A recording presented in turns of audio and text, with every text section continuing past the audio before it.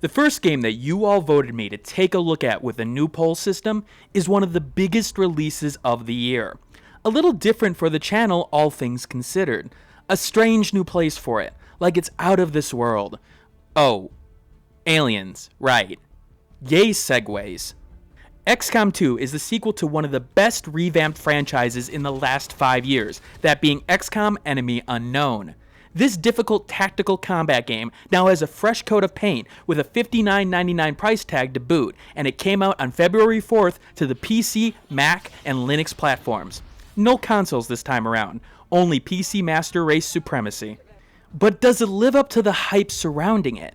Does the game push the genre to the next level? And secondly, did it need to? Can the same basic concept with slight improvements in various areas bring tactical fans the thrills that they are looking for? Or is it the same old song and dance, but even worse than before? That's what I'm here to answer. Let's start with the narrative elements here. This is 20 years after the events of the first game, and things haven't gone so well for the humans. The aliens are in control here. They are in power, acting as the controlling government as well. They've got a strong grip on the humans, and any sort of dissension is quickly squashed. Now, some humans are even okay with the aliens being in charge, or too afraid to be turned into galactic dust by speaking out. But luckily for humanity, there's still a resistance that's attempting to fight the aliens' absolute rule. And the commander from the first game is back, after being put out of commission for 20 years. It's up for the Resistance small team of scientists, engineers, and soldiers to put things back together. They'll need to gather support from other rebel groups around the world, and drive the alien race off the planet for good. And almost immediately, I like the changes here. The elements of guerrilla warfare to me makes much more sense here with the small tactical teams and strategies than they did in Enemy Unknown. In addition, the force behind the aliens seems to have a bit more bite behind them. They've got more dimensions in their reasoning, and they give you a little more reason to hate them. Sure, it's not literary gold at any point in this writing, and sci-fi fans, you've seen this type of plot before. There's one particular reveal in the game that does add some reasonable depth to the plot, and some good reasons why the aliens are particularly interested in keeping the peace and rule over the humans. I like this new angle, and it feels distinctly different from the original game, but still fits within that game's plot as well. Good side characters with reasonable personality differences help provide the context to the fight, and it makes you want to fight for them.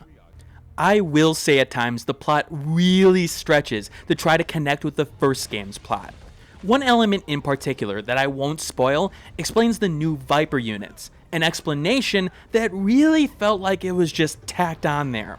The game really didn't need this either. It could have easily explained away the new race in another way, but it just sort of stood out like a sore thumb. That adds to a few oddities here and there, but thankfully, this does not break the immersion factor overall. However, on a positive note, I felt like the actual soldiers got a bit more character behind them this time around. A unit's personality comes through rather well. You can really tell the difference between a happy-go-lucky character versus a more goth character, thanks to the in-game voice acting lines. Those differences help you to make a connection there, and that's even if you don't construct the units via the character customizer. Overall, the narrative is a step up from the previous iteration, with more attention paid to immersive elements. It may still be simple, but it's still effective. But come on now, that's not why you're here. You're here for the gameplay, and that consists of several parts. But let's start with what the franchise is known for, the tactical combat. So combat-wise, not much has changed here, at least on the surface. Now keep in mind this, it's been a couple of years since I played the original XCOM Enemy Unknown, but if you enjoyed that game, you should be at home here, because it's really the same thing in the end, but with slight improvements. You'll bring a team of 4 to 6 soldiers of various skills and abilities to complete objectives of various types. These missions will vary, from taking out all aliens in a key town or structure, to rescuing civilians being slaughtered left and right. The game has a range of combat options, and players have to be very careful with their soldiers, as permadeath is a thing here. Now look, going into the XCOM formula wouldn't make too much sense here, given that a lot of people looking at the game are basing it off the first. If you want to know more, I'll leave some links in the description below to describe what the original games were like. But I want to focus on what's changed here, and how, in my opinion, it's improved. Now, the XCOM formula is well known at this point, but here's the basics of the combat mechanics. The game plays as a tactics game with RPG elements. Your units have 2 turns at a time, with any sort of primary attack ending your turn. Moving your units will cost a turn as well, and will allow you to go a certain distance with that one move. Now, you have secondary skills that can be used, and they range from one-off use items such as grenades to using drones to hack into remote devices. Now, the enemies won't know where you are at first. It's up for you to get into position to get the best jump on them without accidentally walking into their line of sight. Now, once you go loud, however, it's basically a straight-up tactical fight. Now, the key element here, though, is cover, as it dictates how easy you'll be able to hit and be hit by your enemies. So flanking and destruction of that cover becomes vastly important. In terms of the classes, you got the 4 main ones you start the game with once your soldiers get up to the appropriate rank: Grenadier, Sharpshooter, Specialist, and Ranger. Now, each of them are important, even if it doesn't look like it at first. That's because each of their skill trees here do have reasonable skills and differences between them. Now, you do eventually get more unit types such as Psi Operatives, which take a bit more effort to make, but end up being worth it. Nevertheless, there's good variety between the units here, and you can make some really powerful and specialized characters in the end. But unlike the last game, I don't think one class outshines the others in any way. They all have their purpose, and you'll need all of them to take out the enemies in the end. Now, within a class, you'll have 2 different skills you can choose at a rank up. And unlike the original game, each skill has a strength and doesn't necessarily outshine the other at the same level. It's easy to just go medic with the Specialist, for example, but if you actually go the other route on the tree, you'll notice that enemy turrets and robots are a lot easier to deal with. You can really customize against certain enemy types, and sometimes a certain build will be perfect for one mission, and disaster for the next. I will say that there does seem to be some overpowered skills at times here, although I will admit that part of that could be because of the success I had with certain builds. For example, Bladestorm, which attacks any enemy that comes into melee range of the Ranger, absolutely demolished some enemies at times, like literally killed 4 enemies in a row for me. But even with that said, its opposite skill, Implaceable, was still viable as well, giving a bonus move with a kill, allowing for great hit and run tactics. Good choices and fun choices as well on these skill trees here. Getting back to the main combat, the difficulty, even at the normal difficulty, can be brutal at times, and you should expect that. But it's not anywhere near the problems people are making it out to be on the Steam community forums. Enemies do a reasonable job of exposing weaknesses, but you'll eventually get the hang of how to best set up your squad and when to go after particular enemies. The game punishes you for bad choices, and it really should. Now, you can save state abuse the game if you want to keep people alive that much, and the game even keeps a few autosaves of the last turn and the start of the mission ready for you. But you'd also be cheating in that case, at least in my opinion.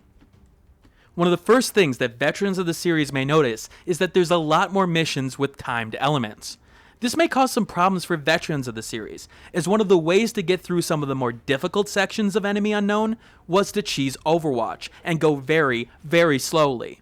Now, this tactic is still viable in non-timed missions at times, but in these timed missions, you can't do that, and I think the change does make a better game.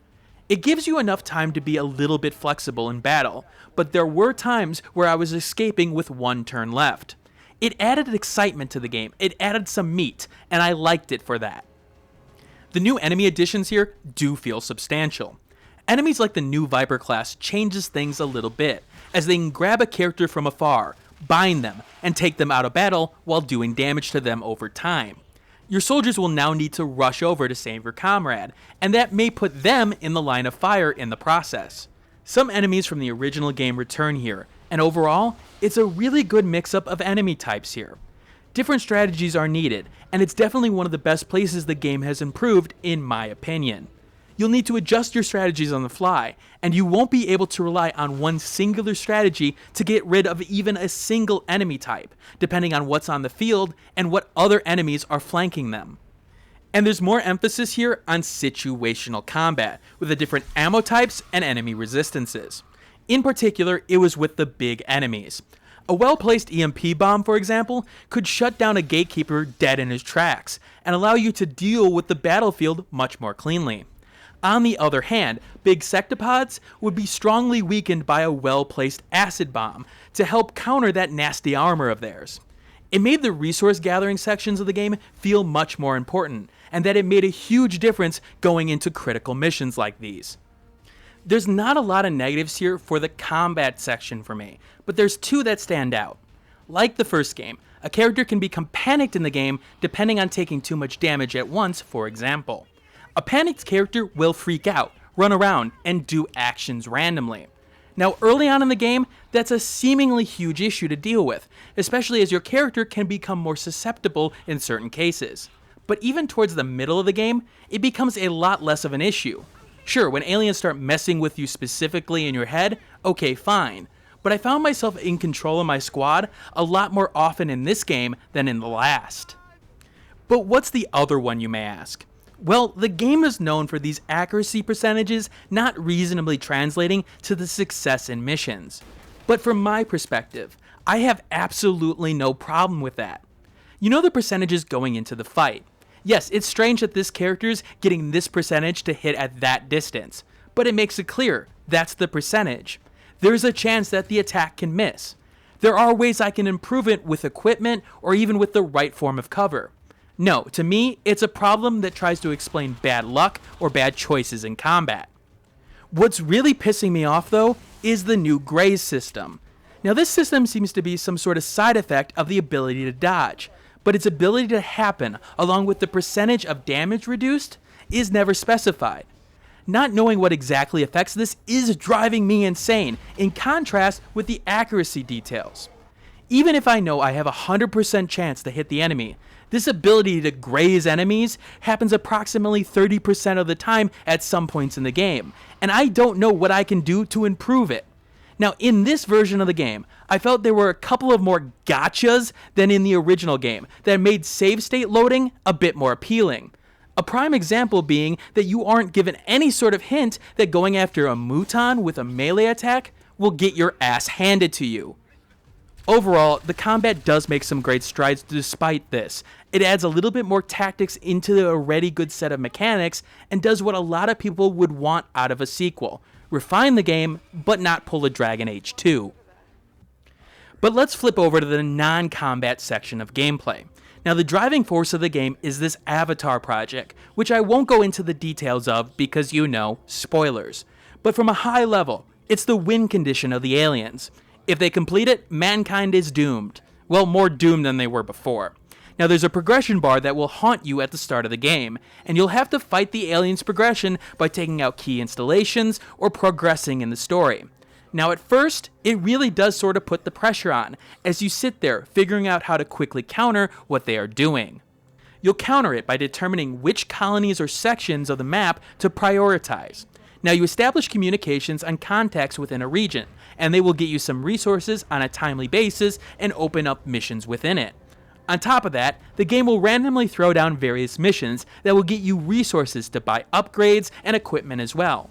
Now, this is all time-based, and you'll have to make the decision to avert your attention from a certain objective to face another big issue that just landed in your face.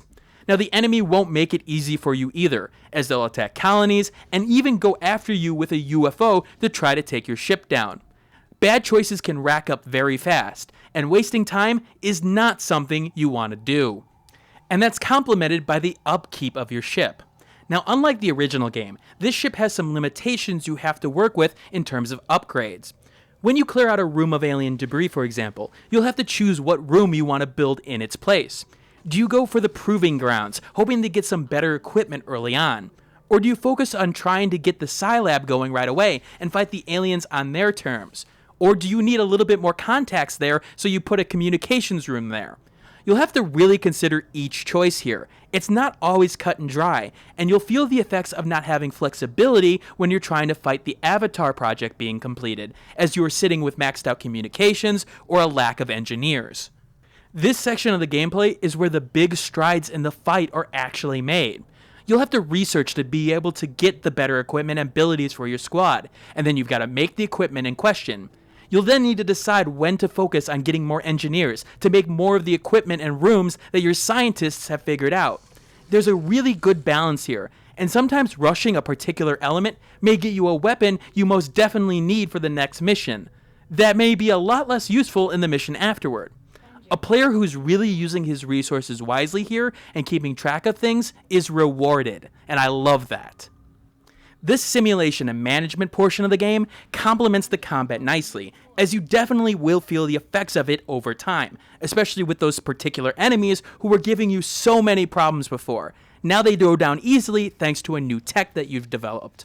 One thing though, the timed missions get really annoying at times in terms of the game completion, and stretched out this review in terms of its completion as well. You'll have to do at least some, and just when you think you're done, another one pops up. But other than that, pretty fantastic. Just don't try to beat this game in a weekend. Visually, the game is an improvement. Sure, it's no Witcher 3 or Star Wars Battlefront, but you see enough detail for your characters to be able to pick them out of a crowd. Well, assuming that you customize them a tiny bit. And you'll get a reasonable set of environments to fight in. Now, within the side missions, them being procedurally generated and all, you will of course run into a lot of similar assets after several missions in the same general area. But it's varied enough so that it doesn't feel that similar. But I love the customization portion of the game. You can now really get in depth with your soldiers, creating such famous characters as Gordon Freeman and Marcus Phoenix. You can name their weapons, give them code names, and make them the prettiest princess at the ball. This may be an overlooked addition to the game, but when a soldier can die rather easily, and you spent so much time customizing them, you feel the loss. They aren't just another grunt, they are your grunt. I'm glad so much effort was put into this, and I will say that those players who've made characters already for the community need to be given the salute. I'll put some more links to some good ones in the description below. Now, music-wise, I think the game does try its best to simulate the music from the original game, and comes up a tiny bit short. Michael McCann is the guy behind the music of the original game, and he did not make a return here. And while this music is competent, it's also just lacking that punch to it. I don't think a description can really do this justice in the end, so just listen to a few tracks from the original game, and then from this game, and make your own comparisons.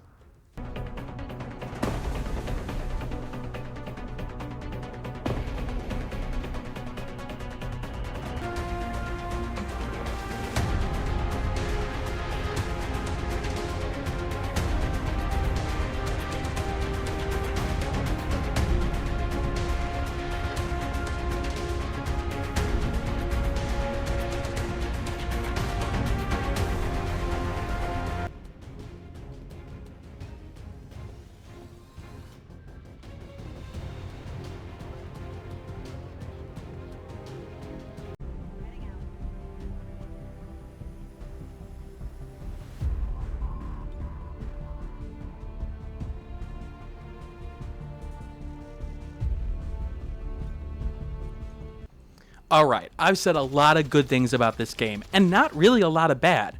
So it's a shoo-in for a day one purchase on my scale, right? Well, no actually. Don't get me wrong, the game is a great time and all, but there's something that holds it back.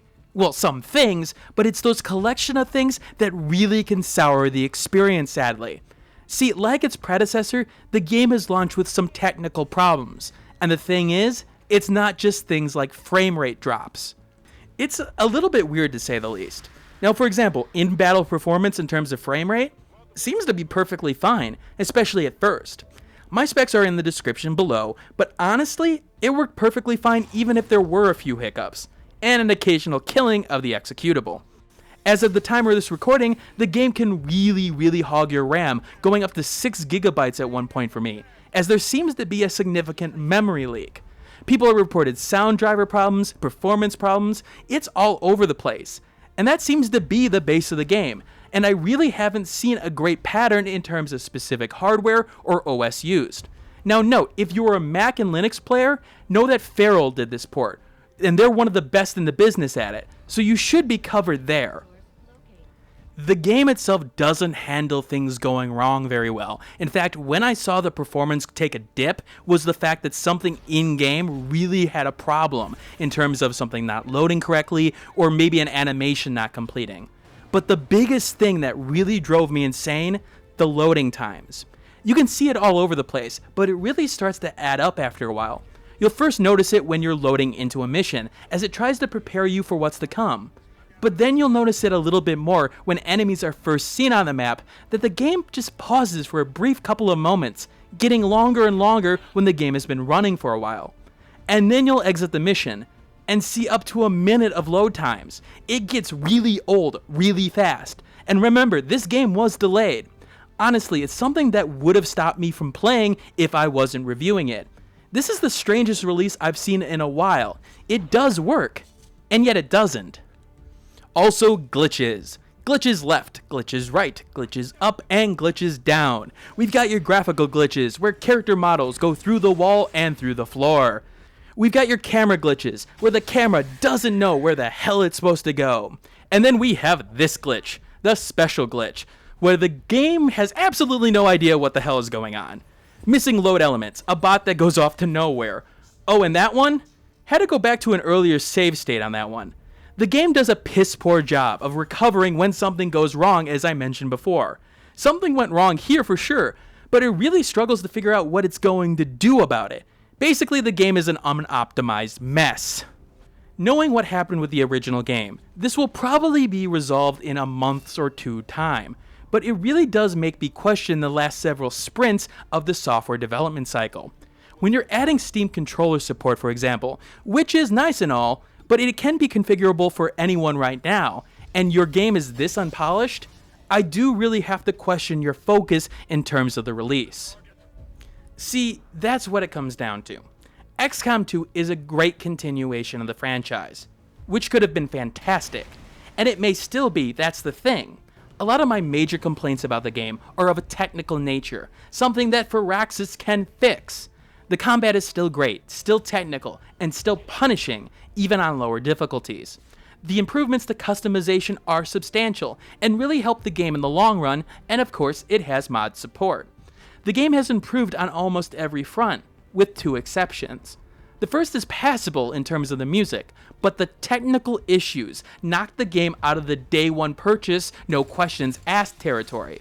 Nevertheless, it's a game that strategy and technical combat fans will have to play, and it scores an 85 out of 100 for me, putting it in the buy now if you can reasonably afford and don't have a massive backlog category. But like all formal reviews on this channel, I try to take into account the fact that there is some subjective parts of the review. So I have an enhancer system, and if you want an explanation of that system, I'll put the link here. But the enhancers. Add 10 of the score when the significant technical issues in terms of the loading times and some of the frame rate issues in cutscenes are fixed. As I said in the overall score, the game's biggest flaw is its technical elements, and if those are fixed, it bumps the game up into a pick up right away category for tactical fans out there, and even those looking for a good time overall. It's just that in its current state, the bugs and the performance issues start to pile up very quickly and really started to drag the experience down. Now this was compounded by the fact that I had to do the review in a short amount of time, so keep that in mind. Take off 8 points if you're a patient gamer in terms of your purchases. Now with the first modifier out of the way, I have to make something clear. This game isn't revolutionizing anything in the genre, at all. And with mods on the way being developed, it's almost worthwhile to hold off and wait to see what happens. It's not a game that is bad in any sort of the description, but unlike games like Renowned Explorers or The Witcher 3, it doesn't push the genre anywhere to the next level in any one element. It's well done, just not drop what you're doing right now. Take off 15 points if you don't believe in the laws of probability. Look, the game can be brutal. If you want a game that cares about your well-being and your feelings, then XCOM 2 will shoot you in the head and dump you in the back alley. Yes, it's strange that being this close and personal to an enemy that I have that percentage to hit. If you don't like the fact that sometimes things won't go your way and you won't stoop to reloading over and over again, XCOM 2 is not the game for you. At all. Even if you have 90% to hit that enemy, guess what? There's still 10% of a chance for you to miss. Get over it. Also, save state loading is cheating. I said it. Wanna fight me over it? As an aspiring YouTuber, anyone who's made it this far into the video, I really do appreciate the time and effort you put in to watching the video, and I thank you from the bottom of my heart. And knowing that, know that your feedback is critical for me to improve. So if there's something in this review you liked or disliked, please let me know with hitting that like or dislike button and sharing your comments in the comments section below. Thanks for watching, Commander, and keep on gaming. And if you'll excuse me, I'm gonna go yell at getting another Graze hit again, because I feel like a little frustration is in order. Hey everybody, thanks for watching. If you want to see more content like this, hit that subscribe button in the middle of the screen. The last video I did will be in the top left, and a related video to this will be in the top right. I do have a Twitter handle at the bottom left, and a Facebook page at the bottom right. And of course, you can always subscribe to the Google Plus portion. Anyway, thanks for watching, and keep on gaming.